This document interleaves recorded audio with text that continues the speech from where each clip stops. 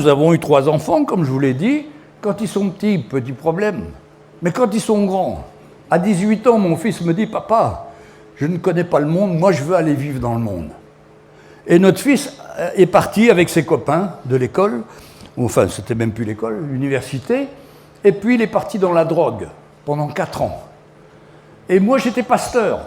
Et en tant que pasteur, il est dit qu'un pasteur doit avoir des enfants bien élevés. Vous êtes d'accord avec ça, hein?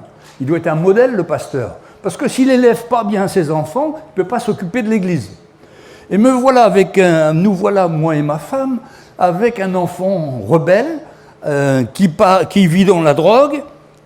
Et un soir, je descends dans la cave, je m'aperçois qu'il y a plein de Game Boy, il y a plein de vélos, il y a plein de petits ordinateurs portables, et tout ça. Et je dis mon fils, mais qu'est-ce que c'est que tout ça? Oh, les copains, ils m'ont demandé de garder ça. Je savais que c'était qu'ils volaient. Pour acheter la drogue, ils volaient les choses. Et je me dis, mais je vais mettre mon fils à la porte. Et à ce moment-là, j'entends la voix du Seigneur audiblement. Si tu mets ton fils à la porte, tu vas perdre ton fils. Supporte-le, aime-le, fais-moi confiance. Alors, tous les soirs avec ma femme, tous les soirs, on attendait notre fils. Arrivé vers minuit, 1h du matin, on montait au premier étage de la chambre et puis on voyait notre fils arriver en titubant. Puis on allait se coucher. Et puis on priait. Et puis, au bout de 4 ans, ma femme a eu une idée. Il faut écouter les femmes, hein. Elles ont des idées des fois extraordinaires. Elle a dit, là, je crois que ça parle beaucoup ça. Elle a dit, moi je voudrais qu'on invite notre fils, lui payer un billet d'avion pour aller au Zimbabwe où on a un camp de jeunes là-bas, de notre mission. Et je lui ai dit, écoute, si tu ressens ça, je te fais confiance. Demandons-lui. On demande à notre fils, oui, oh oui, je suis d'accord.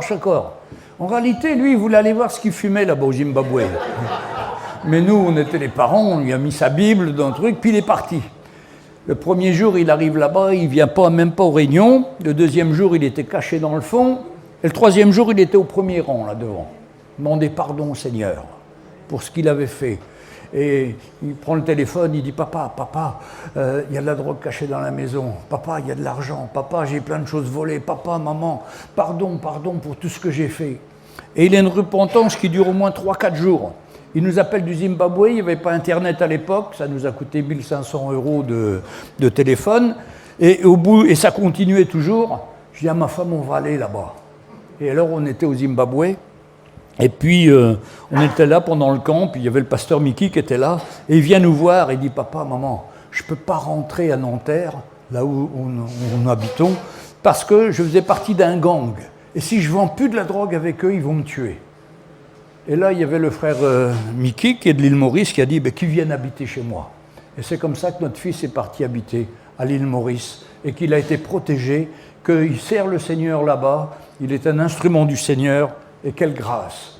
Mais je voudrais vous dire, quand un jour j'ai réuni tous les frères et sœurs de l'Église, j'aurais dit, écoutez, si je ne suis plus digne d'être pasteur, parce que mon fils a fait des bêtises et qu'il est mal élevé, je suis prêt à démissionner, trouver un autre pasteur pour me remplacer. Les frères et sœurs ont dit, non, on va prier pour toi. Et puis le soir même, la réunion se termine, je me mets près de la porte, et là j'ai 15 personnes qui viennent me dire « Ma fille est dans la prostitution, mon fils est dans la drogue, mon petit-fils est ci, ma petite... » Il y avait 15 personnes dans l'église, 15 familles qui avaient des situations difficiles comme cela. Et on s'est mis à prier. Et en 16 ans, 14 des 15 enfants sont revenus au Seigneur. Il n'y en a qu'une qui est parvenue, elle est toujours en prison pour trafic de drogue.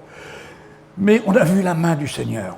C'est pourquoi Dieu ramènera le cœur, il ramènera le cœur des pères à leurs enfants et le cœur des enfants à leurs pères. Mais voilà, ça commence par le père. Et je me suis toujours demandé, mais pourquoi moi c'est le père? Parce que quand on a des enfants jeunes, notre fils il commence à vouloir faire comme papa, à être plus fort que papa, à mieux jouer au foot que papa.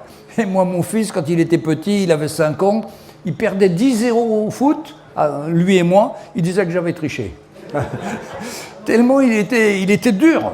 Mais le Seigneur a su le trouver par sa grâce. Et ça nous donne l'espoir à toutes nos familles, mes frères et sœurs, on n'a plus nos enfants, ils sont partis dans le monde. Dieu a un plan pour les ramener. Parce que la vie du Seigneur, elle est tellement meilleure que cette vie dans le monde. Et d'ailleurs, notre fils qui vivait avec ses copains drogués, il revenait tous les soirs à la maison. Il me disait, papa, maman, je reviens parce qu'il y a la paix ici.